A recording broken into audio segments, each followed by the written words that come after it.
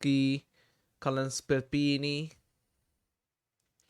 Let's check this out. It was 20 hours ago. Fetterman proposes a bill. So we had a media John cycle Fetterman that was about 3 or 4 days long, student debt. where they could not stop talking about John Fetterman's basketball shorts and his hoodie.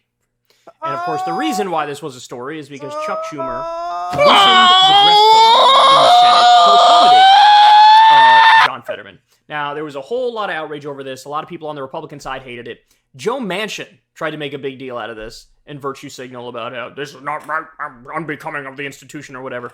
What I find so hilarious about Manchin saying that in particular is this is the guy who is single-handedly responsible for destroying the extension of the child tax credit. What that means is Joe Manchin single-handedly, I'm not kidding here, increased child poverty in this country by 40%. Biden was willing to extend the child tax credit. Other Democrats were willing to extend the child tax credit. They could have done it. Manchin was the single person, hey Phoebe, who came in and said, no, not going to do it. So, homie virtue signals about wearing a suit and tie like he's a special person, like he's a good person, when he increased child poverty colossally. Millions of more kids are in poverty because of Joe Manchin. So I don't want to hear your thoughts on what's moral, what's ethical, what's just vis-a-vis dress codes, asshole. Right? So the media was talking about this a lot too. Look, I have no problem with them loosening the dress code. My thinking is like, these people are unserious to begin with, and the fact that they got to wear suits and ties is almost like papering over the fact that they're unserious. They're like portraying themselves as more serious than they are. So I'm fine with them loosening the dress codes. My ideal scenario would be wear the suit and tie, but you have to wear logos of who your donors are. Because then we know who's representing who. It's very obvious right in front of us. And the politicians who are not corrupted don't have to wear any logos, so they're the only ones wearing a regular suit and tie, and you know that they're the good ones, right? All right, sorry, Stinky, I can't keep petting you. She refuses to go away. All right, so week-long or 3 or 4 days long coverage of Fetterman and his dress, and everybody's pissed off about it. Well, now Fetterman does something actually very substantive, and I dare you to go look and find extended coverage of this. You're not going to find it. Senator John Fetterman and others introduced a bill to cancel all school lunch debt. So it's Fetterman, Sheldon Whitehouse, Peter Welch.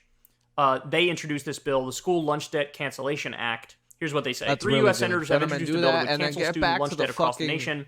Fetterman, alongside Medicare Sheldon for All Whitehouse and thing. Peter Welch, Sign up to introduced that, the School Fetterman. Lunch What the Debt fuck you Cancellation doing, Act bro? last week. School lunch debt is a term so I know you absurd, have this is a depression. quote, We're all that going it through a lot of shouldn't shit even right now. exist, Fetterman said in a press conference. That's why I'm proud to introduce this bill to cancel the I love nation's you, though, student but meal debt come on, and man. stop humiliating kids and penalizing hunger.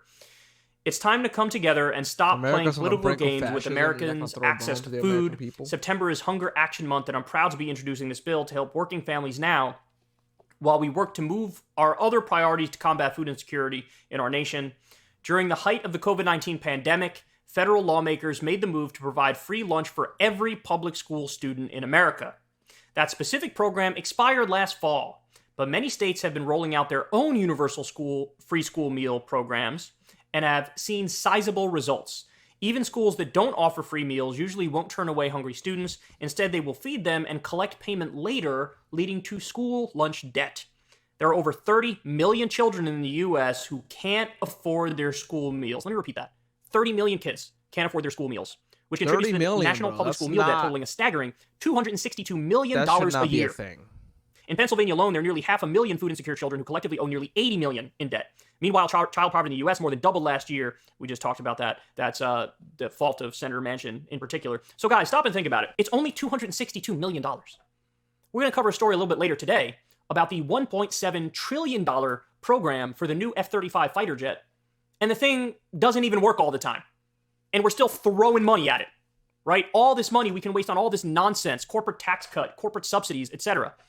$262 million is a drop in the bucket for our federal government. And if we were to eliminate this student lunch debt, think about how much this would help struggling working families. It would be gigantic. It'd be gigantic. And so here's Fetterman doing this, and here's the reaction of the media.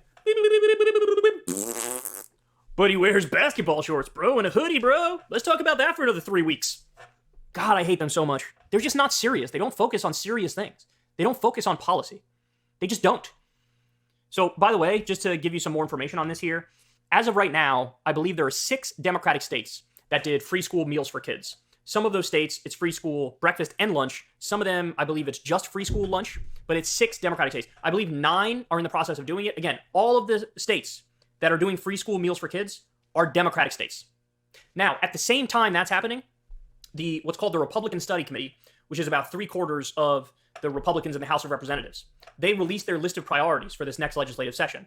And one of the first things on the list was to ban any state in the country from doing free school breakfast or lunch for kids. I want you to stop and think about that. I want you to stop and think about that. That's fucked At up. the same time, Democratic states are moving forward with free school meals for kids. Republicans are not only not doing free school meals for kids, they want to ban anybody, even Democratic states, from doing free school meals for kids. There is no equivalence. There is no, oh, they're both bad, and maybe there's like minor differences. No. These are huge differences. Huge. And here's Senator Fetterman and 2 other Democratic senators stepping forward and saying, let's get rid of this whole concept of student lunch debt. Couldn't agree with them more. This absolutely should pass. If Biden and the Democrats had any political sense about them, they would make a big issue of this. Campaign on it, talk about it, do interviews where you bring it up. Hammer the Republicans over it. Because we're pro-family, we're pro-kid. Really? You want them to have student lunch debt. And by the way, while we're at it, while we're having this conversation, bring up a bill to eliminate all medical debt in this country.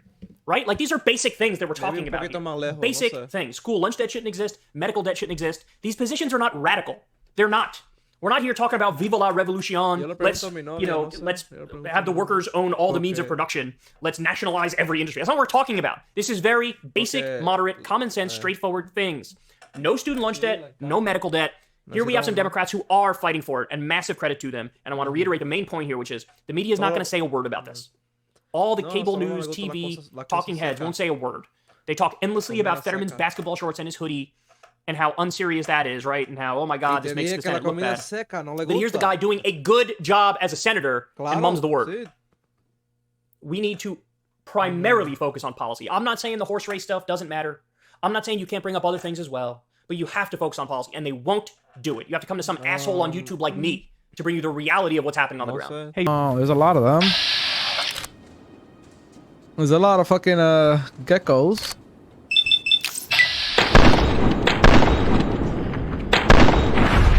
Damn. Woo. Headshot. Get this gecko meat. Much.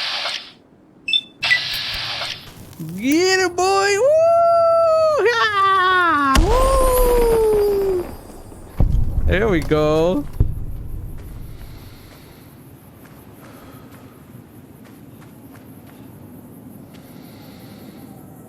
Do you guys have any water?